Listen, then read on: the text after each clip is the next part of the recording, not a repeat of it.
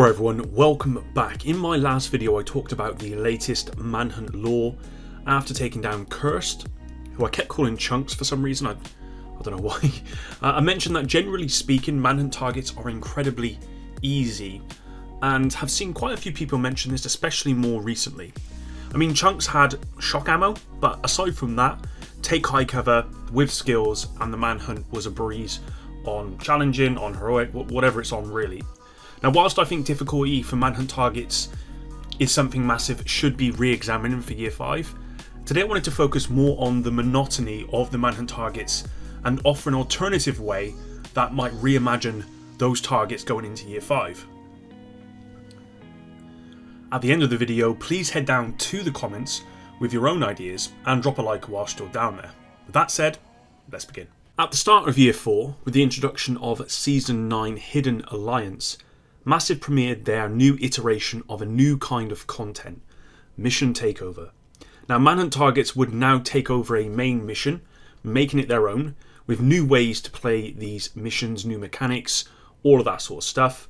I have to say, I think this new takeover approach to Manhunt targets, which had become very stale, was a fresh new take that I believe was received pretty well within the community, considering we're running the same missions we'd been running for years now.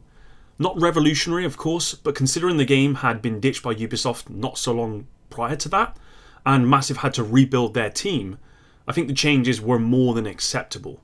The thing is, I think we could all see a scenario where even these changes wouldn't be enough in time, and more substantial changes would be needed in order to satisfy our quench for better and more improved PvE content. Now, Season 11 has really brought that to light for me, and I'm feeling really quite fatigued on the current Manhunt target gameplay loop. You know, you get those 4 Manhunt targets with that main target, you take down those control points, you do this activity, you complete this bounty, the same thing over and over again. The main mission takeover is still cool, and I really liked the Cursed being at Tidal Basin, a mission I've not been to in a long time. And I know a lot of people still enjoy these takeovers and the settings and whatnot. And I get that, because I kind of do as well a little bit. I just think we are going to need some bigger and better for Year 5. These targets are the very core of the seasonal content, the very core of the PvE game right now, which is pretty much the whole game. So I think it's safe to assume that Massive will be allocating a large portion of their budget to improving this experience going into Year 5. And if they haven't, well, I think that would be a huge mistake. I'd be very surprised if they didn't. Now, let's assume Massive are going to be investing serious time into the Manhunt targets for Year 5. What could that look like? What can Massive achieve with the resources they have? And not just Massive, we know multiple studios are working on new content for Year 5, just as they did with the Countdown game mode. So is it possible that these studios will be getting involved in creating something bigger and better for Manhunt targets in Year 5? I think we would all love a new location, new missions, and everything that you'd expect from a new DLC. As I said in my video yesterday, there is lore suggesting that St. Louis could be a new location in the future, if you believe Natalia Sokolova is, of course, being truthful, and you'd be doing that at your own peril. If that is true, I do not believe this is on the docket for Year 5. It's my understanding that Year 5 will not be bringing a new location like Manhattan, so I'm not expecting any new mission areas, or certainly not a map extension for Year 5, except possibly a completely separate location like Countdown. That's a possibility for sure. Could Massive have a new location for each final Manhunt target, a location that would tie into that character with his own unique gameplay mechanics? I think that's possible, and I think that would also be really cool. I think a lot of people would enjoy that. Would it be enough though? I'm not sure, to be honest. Of course, going to these new locations like with Countdown and whatnot, it is cool, but I don't know, I think they could go bigger and better and bolder.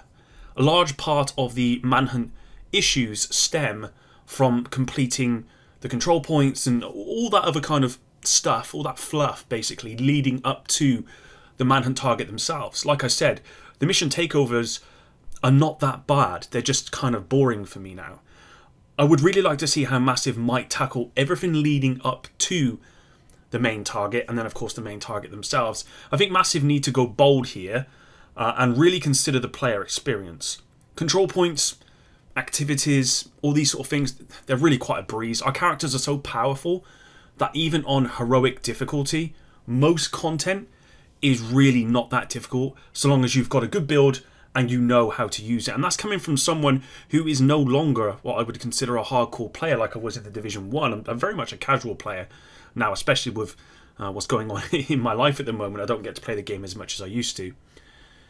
You could probably make a skill build out of any items that you have in your inventory right now, with the turret and attack drone as your skills, and most heroic content will be fine. All you got to do is stay away, put those skills up, and they'll do the work for you.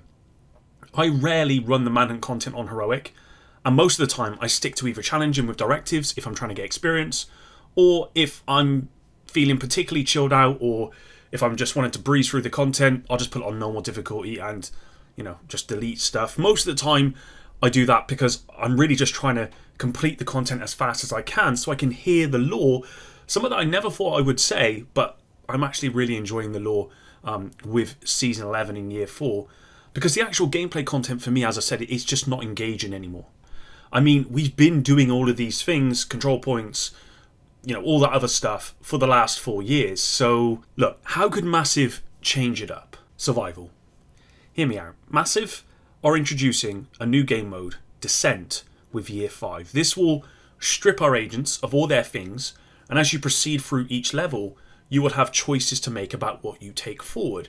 Massive have stated this will be a roguelite experience, never before seen in the franchise, something I'm very excited about.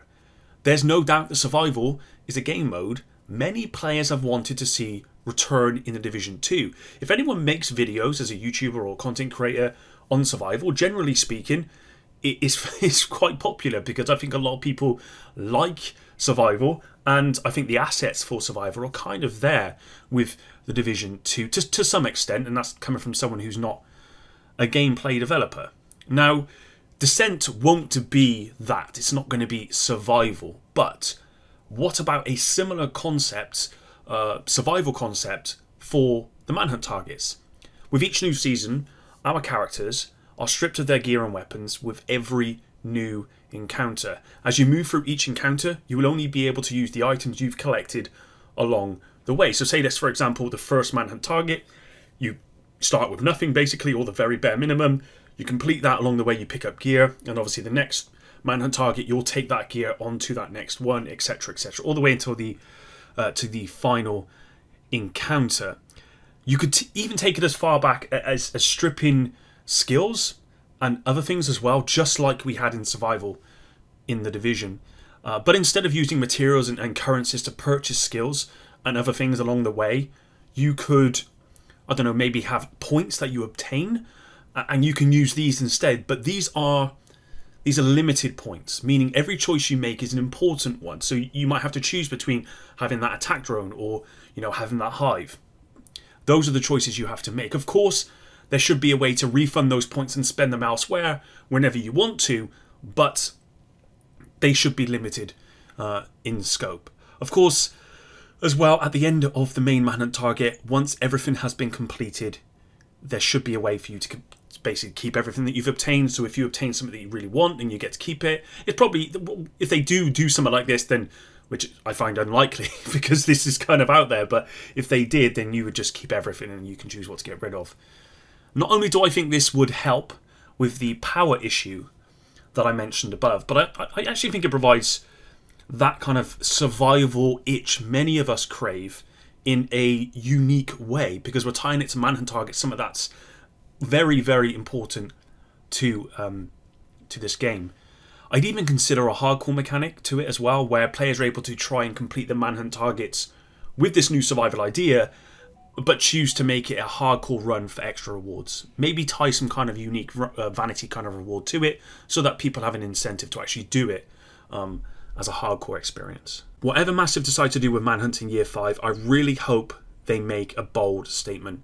Adding some new mechanics to existing missions, like what they've basically done with mission takeovers, whilst it's okay at the moment and has been for year 4, I just don't think it's going to cut it for year 5. We need a new experience, not a continuation of the experience that we've got right now.